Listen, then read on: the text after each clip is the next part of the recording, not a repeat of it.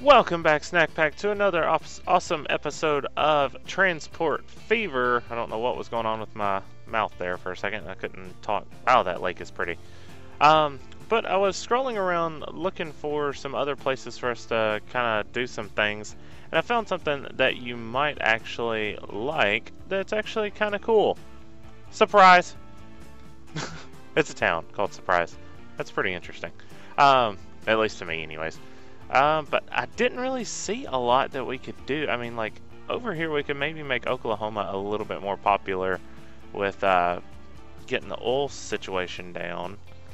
But everything's so scattered, it's kind of difficult to do a lot. Like, Fort Worth is going to have absolutely nothing going for it unless we, like, wrap the train line all the way around. Which we may end up doing. Like, we may end up having to wrap it around to Patterson or find a way to connect the two, and Frisco and all that. Maybe make Surprise one of the main central hubs, or Frisco, since it's got a lot of this area over here. And I was thinking about taking some planks, or making some planks over here for Frisco, but Frisco doesn't, you don't really need planks. You need planks to turn into goods, which is over here, and then you can kind of transport them back and forth. Our train line is coming along. We're actually making a decent amount of money from it. It takes 13 minutes to go back and forth, which is a substantial amount of distance that it's having to cover, actually. Because, I mean, you got to figure, it's going from here to there. That's a lot. That's a long, long way. So, it's doing pretty well, I think, at least.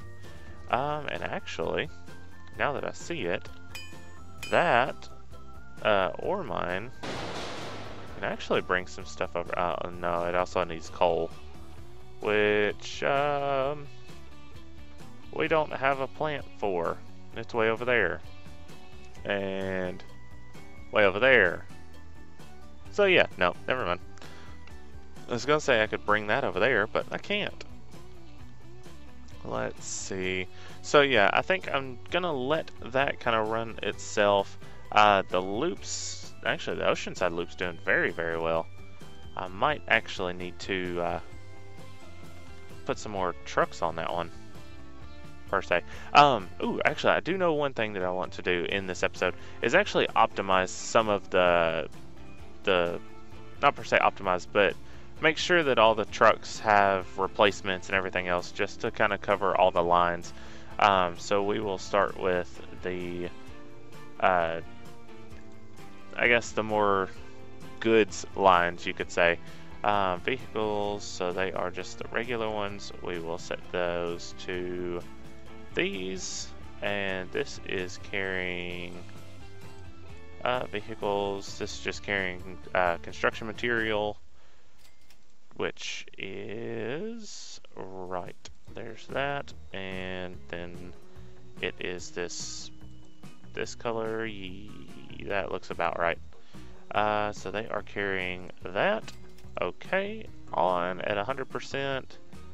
That's good for that one. Vehicles, these are also carrying construction material, and it is in a interesting color, actually. This light little peach color here. I actually really like that color. That's probably why I picked it. But we'll set that on. I'm not going to replace everything now. I did in my last one, but I kind of just want everything to kind of replace itself at some point. Why do these not have a color? These should be not that color. That color. I don't know why they didn't have a color. That's strange. So they are carrying stone, so I'll set those to that, and that gray color, and stone. Okay, 100% on, good. And vehicles, these are carrying, ooh. See, now these are tough, because I almost can't set, oh, actually I can set individual replacements. Sort of. I really can't do that either. Replacement, so I will set these to automatic, and it's going to be that grainy looking color. so that's just gonna have to be okay. It will decipher between the two what it's gonna actually pick up, and it should just pick up whatever's there, I'm pretty sure. If I see something go haywire with that, I will actually have to go in there and fix it. Let me make sure nothing's gonna go crazy with it at the moment. So everything's still good. That still shows line usage. That still shows line usage. Perfect. Okay, yeah. As far as I can tell, nothing has gone crazy with it. So these are carrying food. We'll set that to a horse wagon, to dark brown, to food, which is at the very bottom, which I don't know why it's at the very bottom. It should be fairly popular. And on. And vehicles, let's see, are these colored? They are colored. Okay, good. So that's all that, because I did get a couple warnings the last one where stuff was starting to run out and whatnot. So now we need to, let's see, how are these vehicles doing? Ooh, these vehicles need replacing. Bad. So we'll go ahead and toss that into a yellow. Perfect, on, and it'll replace, as they get to the next stop, it'll replace those. These won't need replacement for a while, but I will probably go ahead and set these up for replacement. Let's see, that will be this one in a bright red. Okay. And then add. Yeah. I keep forgetting that you actually have to add those to the replacement, which actually, whenever I replace them, I may add a fourth one. Automatic replacement on. It'll replace at 100% of the lifespan, which lifespan is, actually won't tell me in there. So I'll go into the train depot in a second and figure that part out. These are just the green horse carriages. Lime green. Set that on. And then these are just the horse carriages in this pretty baby blue. Bouncing baby boy blue. And then let's go in here. I need to see what the lifespan of these are. 30 years, so yeah, we should be pretty coasting on that part. Vehicles, they've only been running for 3 years. They still got 10 more, or 10 times that in them. How many people are over here? 25. How many people can we actually carry on these? 42. That's not bad. That's actually really good. Let's see. How many do you have? Oh, you're my 42. You're my full one. 270,000. And there are a shat load of people there already. That train is struggling up that hill. Yeah. I probably should have tried to figure something else out with that, because that is quite a hill. And it goes down to 9 miles an hour. It does start to come back up though, so that's promising. And I'm sure this one looking on, let me actually ride along with this one for a second, because I just like seeing this stuff and like seeing all the train, or all the buggies and stuff off to the side, and we can see the smoke coming from the other one. That's awesome. Hello, Mr. Train. And now we're kind of coasting along. Like you can see the mile per hour down here. We're doing 28. As you go up a hill, it kind of does lag down a little bit. Excuse me. But we are going downhill, so it actually has, I guess, ABS. It automatically sets it to a certain mile per hour. You can't go over it. But you'd figure going downhill, probably not the best idea. But I mean, like you'd figure you'd want to go a little bit faster. That's what I'm trying to say, anyways.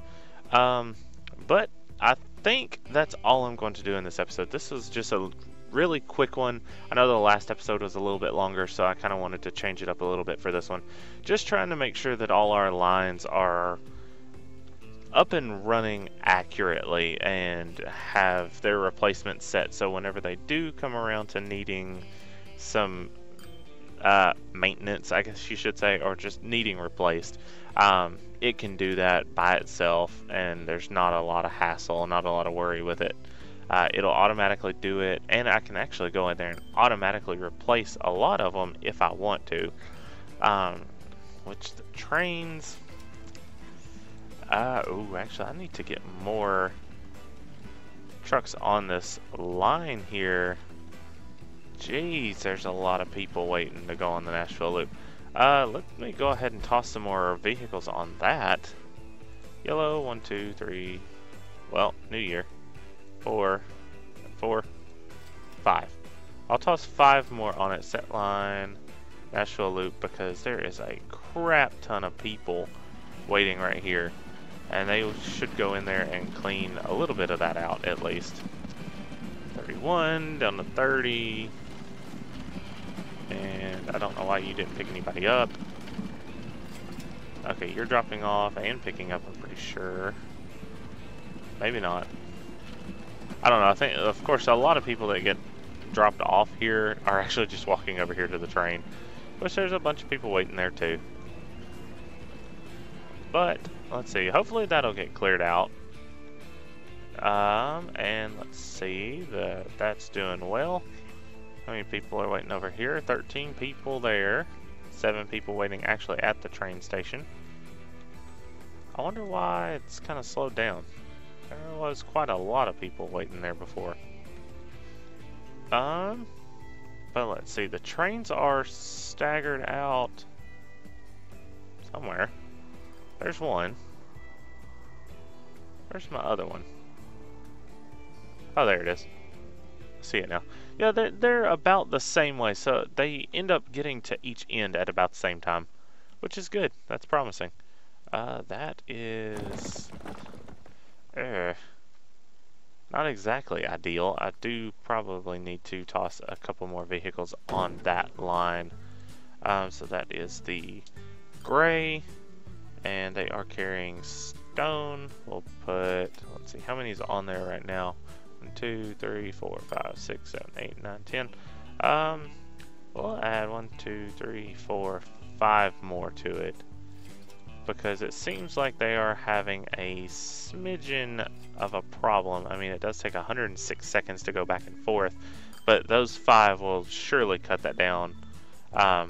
So yeah, I think I'm going to leave it there for today, guys. I hope you guys did enjoy this kind of optimization video, just making sure everything's running smooth. If you did, don't forget to let me know by leaving a like. If you're new, don't forget to subscribe, and I will catch you guys in the next one.